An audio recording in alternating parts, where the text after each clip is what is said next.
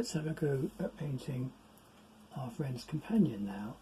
Now, I thought we'd do her because she's going to make the point about balance.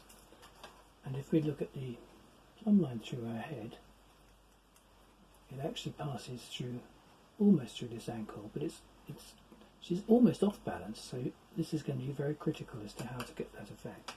So let's, like before, let's just draw a vertical line. I'm going to put her, yes, let's put her here. So just draw a vertical line. We don't have all of her head to draw because her shoulder's coming up, but we've got a simple, let's just draw the shoulders first and put the head shape on top of that. And what I'm going to do now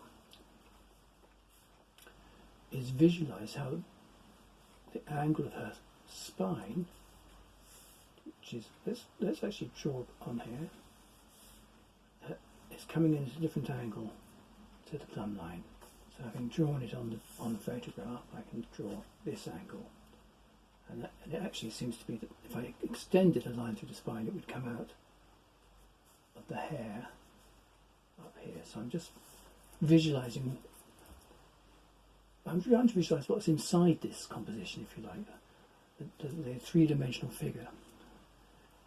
So we've got this angle. Now let's build on that by suggesting her torso. This plumb line, by the way, passes very close to her waist, so her waist is going to come in just to the left of it.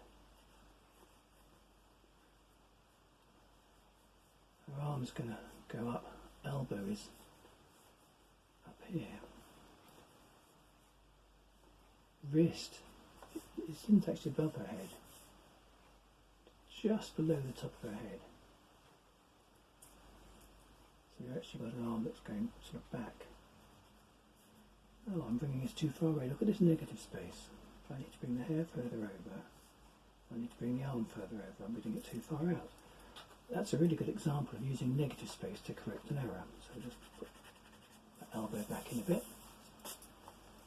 But what's happened is her elbow's coming back at me, so I'd made the mistake of thinking her arm's longer than it actually is.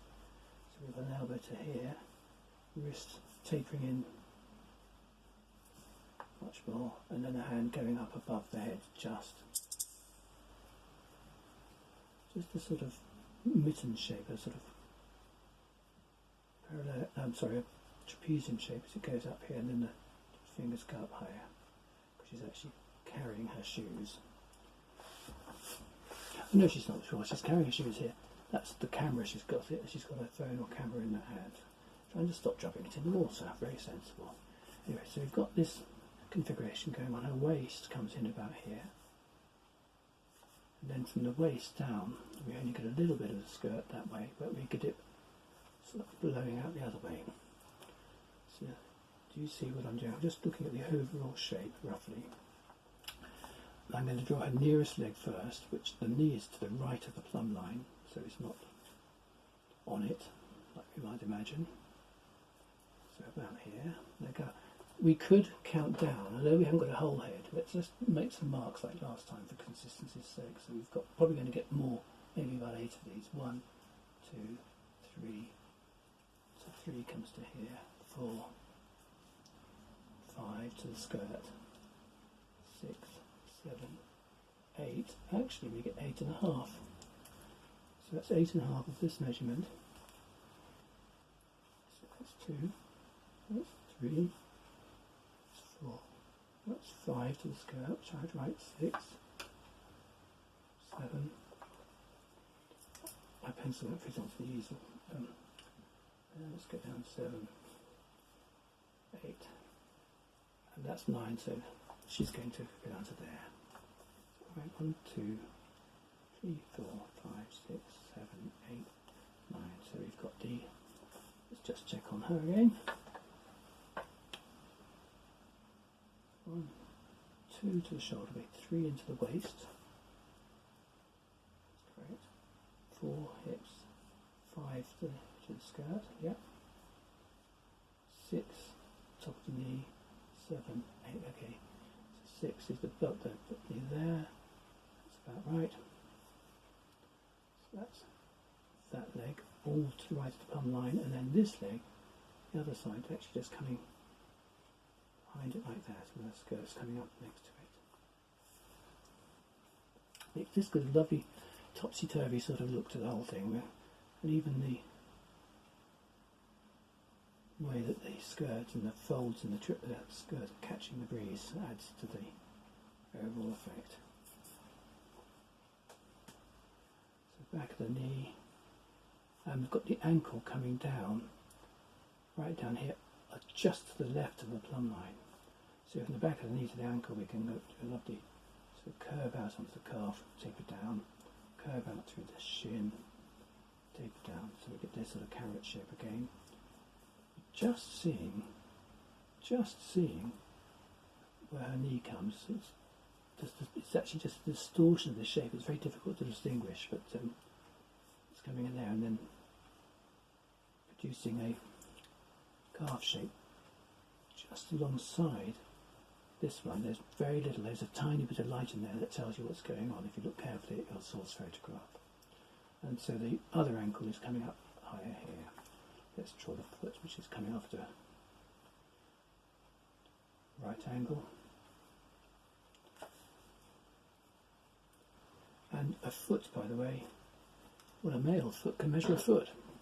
My boots measure a foot, as I'm a size 9, but that's a boot of a foot. And a foot can often be actually longer than your face. So don't make feet too small, it's a common problem. And because she's balancing, she's also wrapping her toes around this post, and I'll put the posts in to add to the sort of storytelling of what's going on. So here we are, posts in the water, reflecting as well. And she's about to fall in. Of course I could make the post much higher and add to the drama, if we needed to. This foot's got a slight angle in it, and it's foreshortened, so we don't see all of it, so that's probably enough to do that one. Next post. And so on. So, just as the other arm. Let's just see if we're getting the proportions right here. Just thinking I was going a little thicker. There he's going more slender to the waist. So this stage I'll just go back and refine my drawing a little bit. Where is her elbow? Below the waist, out here. Let's use the negative space to help us, and let's use the angle of the arm coming down to guide us. So by looking at this negative space, by looking at the height of the elbow relative to the rest of the figure, I was able to draw it pretty much by eye and get the right feeling in that.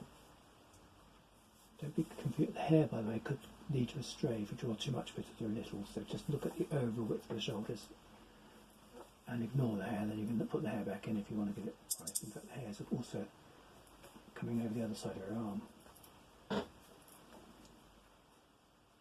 Coming down the smaller of that, one, the smaller of that, the top of her back there. Right, elbow, wrist is coming up just beneath the fourth head, so we're about here. Fourth head, fifth head was here, halfway onto the hand, so the wrist is coming in. There, I'm just wondering if I'm getting the elbow a tiny bit too. That's about it. Wrist. So I'm gauging, I mean, we can count it in as well. Another thing is just to count the length of it back into that, and we actually get it the same length from elbow to wrist as the head. So I'm correct in this mark I've made here. So now we can draw, and the forearm curves from a higher point on the other side of the arm than the muscle on beneath the elbow. So it's a fuller shape up here. Look at the way the muscles and the shapes of these limbs interconnect. Don't just draw a simple outline thinking that's sufficient. And then we've got the hand coming down here, clutching at her flip-flops. And it's just a simple trapezium shape here. Add the fingers, which is another simple little trapezium shape. And we've got the hand. And on this scale, we don't need to draw every finger. I mean, you can hint at things like the knuckles on this one, but it's all about suggestion. And so now we can add the flip-flop. Actually there's two, one is sideways on so we see it clear, the other one is at an oblique angle, so we don't. But between the two of them, and of course the horizon goes higher up. You could drop the horizon down and make it look like she's higher than she is relative to you. Where you place the horizon is where your eye level is. So in my photograph the horizon is above her because I'm higher up on the beach. But if I drop the horizon down to say here, putting her head above the horizon, it makes her look higher up. So you can play with that concept if you like. Just I didn't quite get the right shape through the leg here. That's done that. Now I'm not going to colour this one in like the other one. Well, I might, but I'm not going to do it as part of the lesson. I think really what I want to do is, I showed you colouring in the last one. I'm trying to show you the way that movement can be conveyed here. There's sort of overbalance of this movement. So that's how the plumb line really helps get the balance and the proportion. And when you get to this stage, if you want, you can then get your rubber and rub out the plumb line and the reference points. Tidy up your drawing before you go about painting it or colouring it or working into it. So in pencil, do not be frightened of putting little markers in like I've used, because that way you can get your drawing looking crisp, convincing, and far more exciting to do than if you don't put those reference points in and you get it wrong. So please take care, try to get these little aspects it right. Or the last thing I'll do actually on this is I'll draw the shape of the shadows, which I think do add a certain element of interest. Did it last time, then coloured them in, but I'm going to draw them on this time. Of course we've got sort of thin shadows following the shape of the leg down.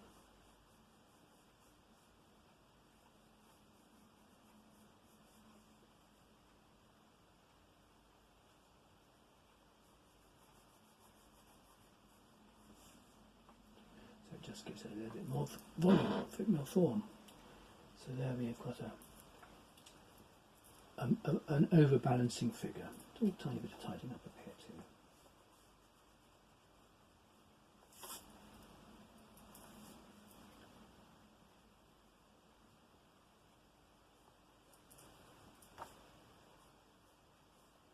And again, you see I just go back and strengthen sort of key lines just to sort of reinforce the energy, if you like, of the drawing.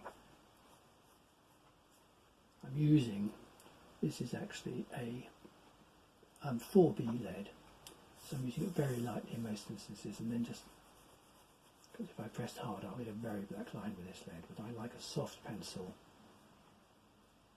for drawing, and then I can give it a lot of pressure where required. To give it a much darker shadow, for example just here underneath the hem of the skirt.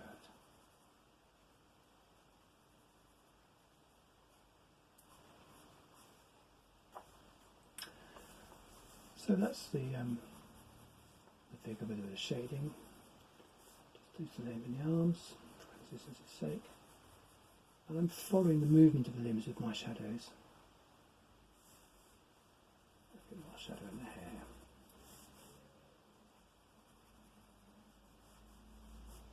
There we go. So next one, I'm going to draw a character sketch. Wait and see. Tune in to the next one and see what I'm going to do. Thanks for watching.